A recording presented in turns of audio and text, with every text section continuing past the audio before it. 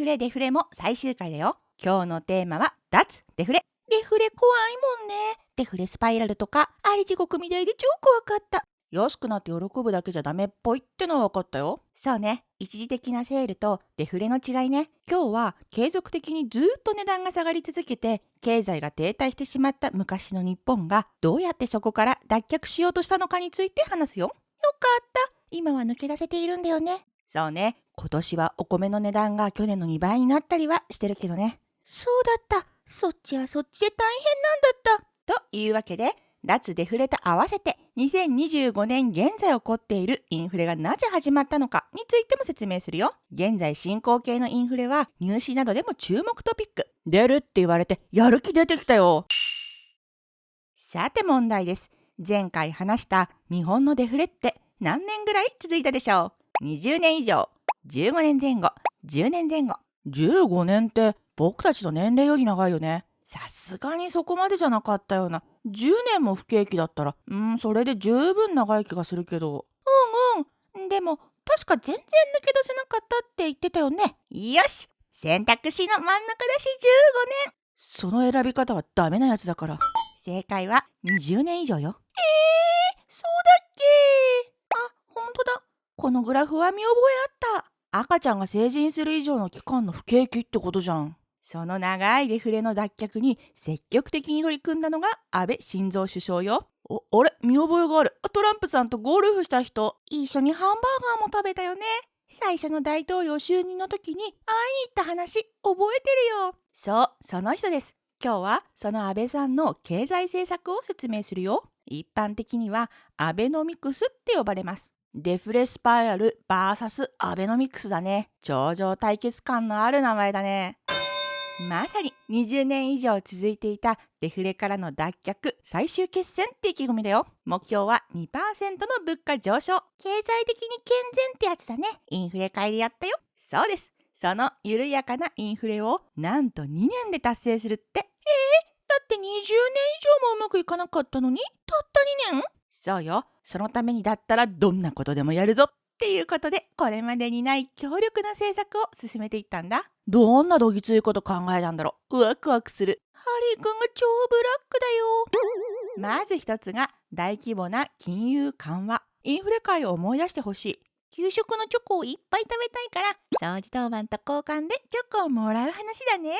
そうするとチョコが手元になくなっちゃう子が出てきたから、チョコを2個4個ってどんどん分けて小さくしてったよね。その通り、その時と一緒。これまでのデフレにおいて銀行は積極的にお金を貸さないので、ちっとも世の中にお金が流れないっていう話でした。ずーっとチョコ1個のままだったようなものだね。そう。なのでアベノミクスではもっとお金を世の中に流そう。銀行がお金を積極的に貸し出すようにしようって決めたんだ。チョコをどんどん小さくする方向だね。でもそれまでもゼロ金利とかでお金を貸し出しやすくしてなかったっけ？お金を借りても利子がほとんどつかないから借りやすいですよって。そうです。もちろんこれだけじゃ足りないっていうことで、さらに銀行が持っている国債を買い取ることにしたよ。これも大規模な金融緩和政策の一つ。国債って国の借金だよね。いまいち関係がわからないよ。大丈夫大丈夫。まず銀行はみんなからお金を集めるよね。みんなもお年玉を貯金したりするでしょ。実は集めたお金は単純に預かっているだけじゃないんだ。さらにそのお金を人に貸して利子をもらったりしているの。お金がお金を生んでるんだね。働き者のお金だね。そうなの。例えば家を買う人には住宅ローンを組んでお金を貸すよね。会社には事業を始めるために必要なお金を貸す。で、その貸したお金に毎月利子をつけて返してもらってるんだ。借りている期間はずっと利子を払い続けるんだもんね。で、国債の話に戻るよ。国が何か事業を行うのに税金だけじゃ足りないってなった時、日本政府がお金を集めるために発行するもの、それが国債。デフレの時に話したよね。景気対策で国債をいっぱい発行して高速道路を日本中に作ったりとか。あれって集めた税金以上のことがしたくて国債を発行したんだね。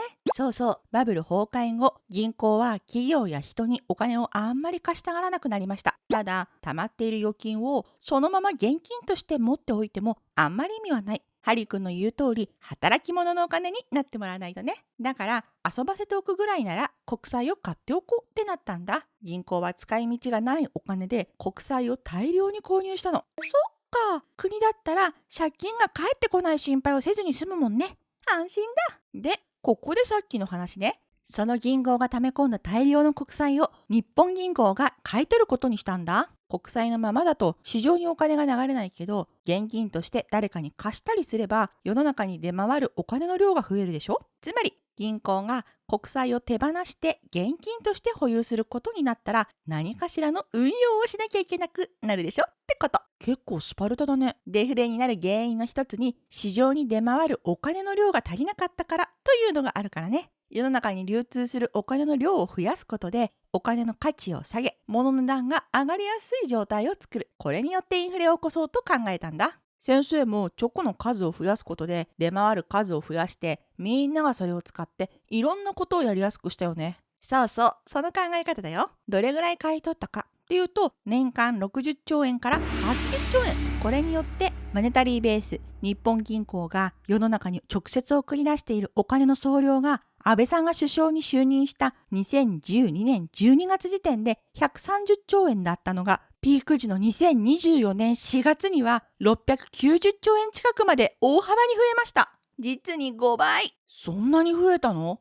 でもお金の量が5倍に増えたなんてあんま実感ないよ。そうだよね。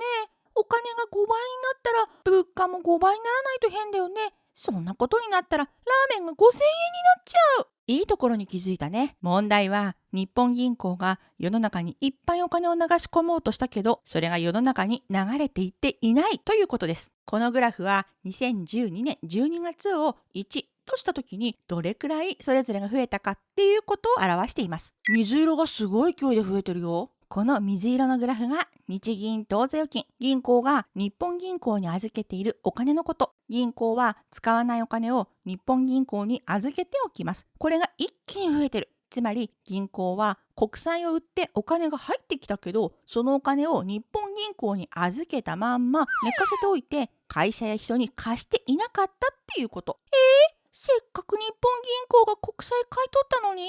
そうなんだよね。世の中にちっともお金が流れていかなかったの。お金の量が増えてもそれを人が受け取って使わなければインフレにつながらないってこと。銀行はね、国債よりは低いけど日本銀行にお金を預けておけばほんのちょっとだけ利子がもらえるから、まあそっちでいっかってことで預けっぱなしに。安全策取っちゃったんだね。でもそれにへこたれてはいられない。次の一手、マイナス金利政策。金利がマイナスってこと？そうよ。銀行が日本銀行に預けているお金に対して利子を渡すんじゃなくて逆に手数料を取りますっていうこと。預けておくとどんどんお金が減ってくの。なんかどんどんジャイアンになってない？お前が預けたお金は俺のものってことでしょ？ゼロ金利でダメだったからさらに1段階バージョンアップ。減る前に早く使ってね。早く誰かに貸してねってこと。このマイナス金利は日本銀行と銀行の間だけで発生したものなので、みんなが銀行に預けているお金が減っていくわけではありません。なん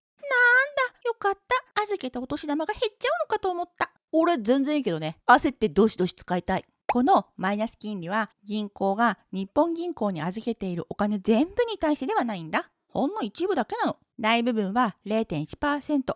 もしくは 0% の金利がつく。国債を売って受け取ったお金もマイナス金利の対象外。地方の小さい銀行などではもともとお金を貸し出す先が少ないってこともあって、仮に全額に対してマイナス金利をしちゃうとね、経営に大ダメージを与えることになって最悪破綻しちゃうことにもつながりかねないからね。温情のあるジャイアンでよかった。このマイナス金利は本当にお金が借りやすいですよ。もっといっぱい積極的に借りてくださいっていうメッセージだったの。銀行にもっとお金を貸し出しなさいって脅したかったわけじゃなくてね、金利がギリギリまで下がっているので借りやすいよって。なんだ、横暴なわけじゃなかったんだ。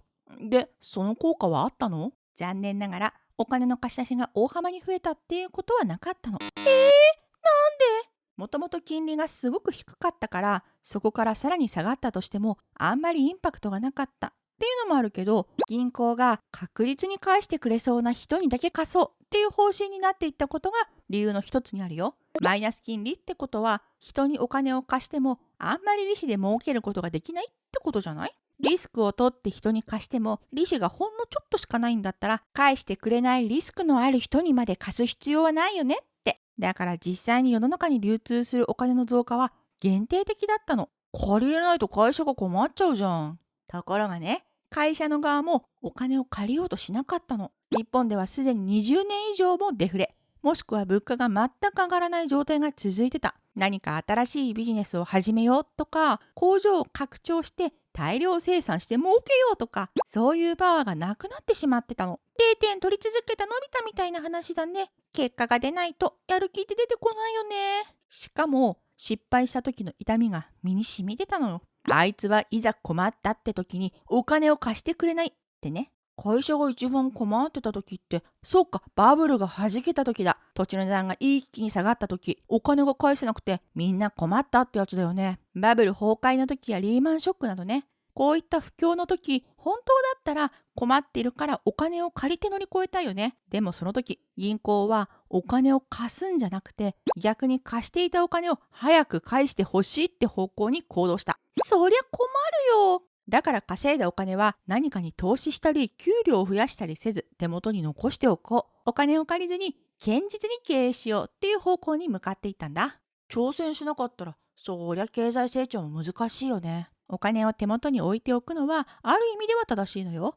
例えば2020年コロナウイルスによるパンデミックの際に多くの会社は経営にダメージを受けたけど、手元にお金を残していた会社はこの危機を乗り越えることができたんだ。例えばトヨタ自動車は現金を約9兆円持っててね。これは2ヶ月間1台も車が売れなかったとしても、社員全員にきちんとお給料を払えるぐらいの規模なんだ。こういう会社は不況が来たとしても耐える体力を持ってる。そっか、大きい会社はそういう対策が立てられるんだね。頼もしい。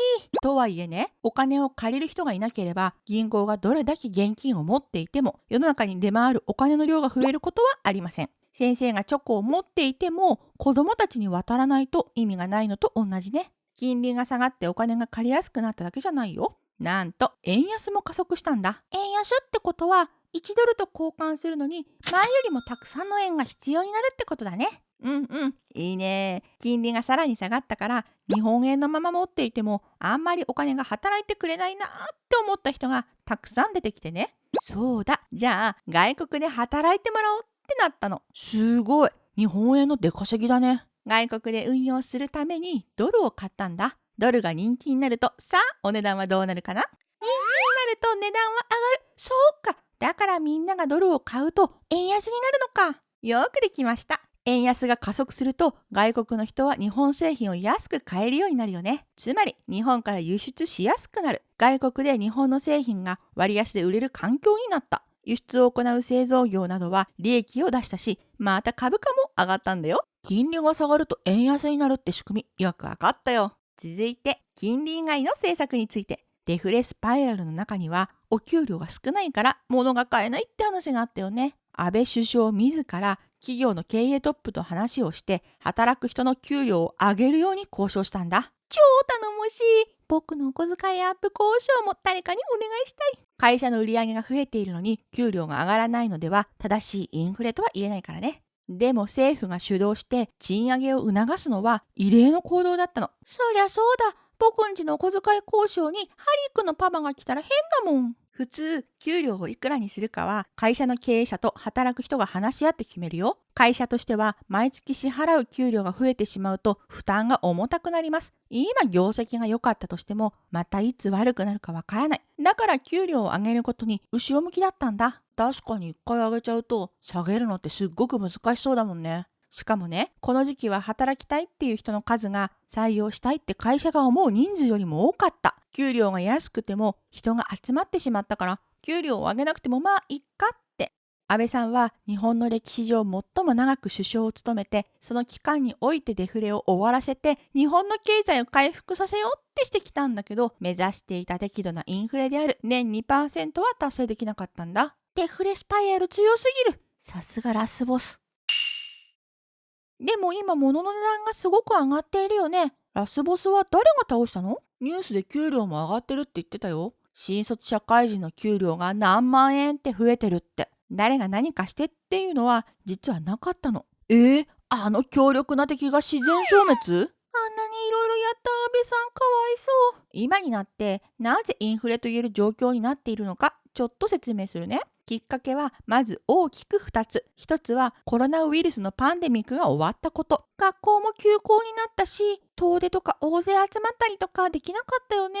よく覚えているね。世界中で物を買ったりお出かけしたりするのを我慢してたんだ。でもそれが終わった後、世界中の人が積極的にお金を使って物を買おう、遊びに行こうっていう行動を取るようになった。欲しい人が増えると物の値段が上がる。たくさんの人が飛行機に乗って旅行しようとすれば飛行機の値段が高くてもチケットが売れる。我慢した分の反動だね。今ホテルの値段がめちゃくちゃ高くなってるって聞いたよ。コロナの時には外国からの観光客がいなくなってみんなガラガラになって困ってた。でも今は外国からたくさんの人が日本に遊びにやってきています。だから多くのホテルがいつも満室状態。それならホテルの値段も上げちゃおうって話になるよね。これはみんなが欲しがってるから健全なインフレっぽい。旅行業界はいいんだけど問題はそれ以外。2022年2月にロシアがウクライナに戦争を仕掛けました。これによってロシアは欧米の国と対立することに。それまでヨーロッパはロシアから石油を購入していたけど、戦争によってその貿易はストップ。代わりに他の国から輸入をしようとした。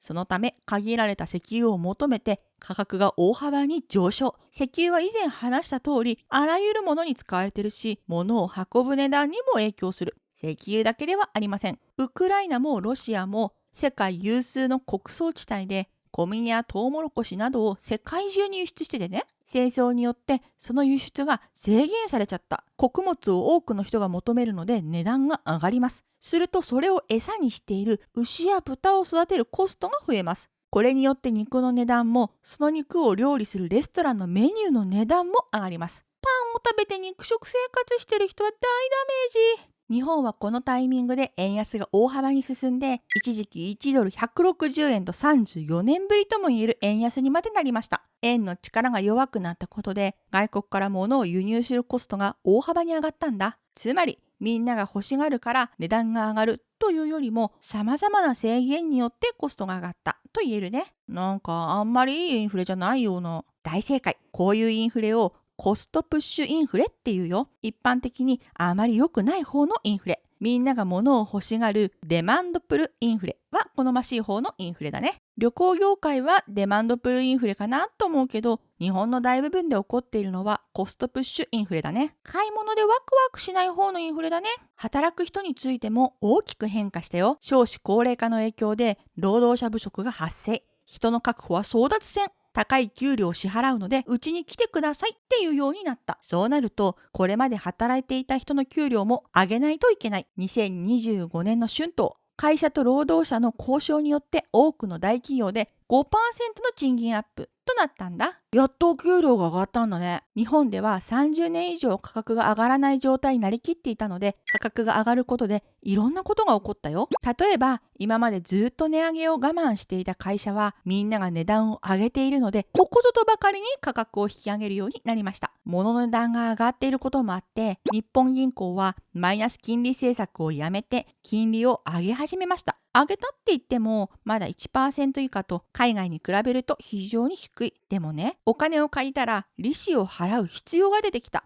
例えば住宅ローンを借りた時の金利も上がってて、家を買う時の負担が徐々に増えつつある。心の準備が追いつかないよ。でもそれ以上に問題なのが日本の国債。小渕首相の時は600兆円でしたが、現在日本の国債は1100兆円と2倍近くになってる。今後は金利が上がっていくと返すお金がどんどん膨らんでいくことになります。これまでのように国債をみんなが買ってくれるのか、国がそれをちゃんと返せるのかっていうことを国債を発行している財務省は心配してる。1100兆円って大きすぎて想像がつかないよ。インフレになったとはいえ、景気の回復を実感したと言っているのはまだ一部だけ。中小企業は給料を上げるのも難しい状態のところが数多い。物の値段が上がる世界、インフレになる世界、金利のある世界が今後どうなっていくのか、きちんとニュースをチェックしながらいろんなことを勉強して考えていこうね。僕が生きてる間にまたデフレスパイラルが来たら嫌だな。大きい金額の買い物、大人になったらするだろうから、今のうち経済ニュースに慣れておこうっと。その調子。まずは小さい金額や身近なところから気にしていくのもいいよ。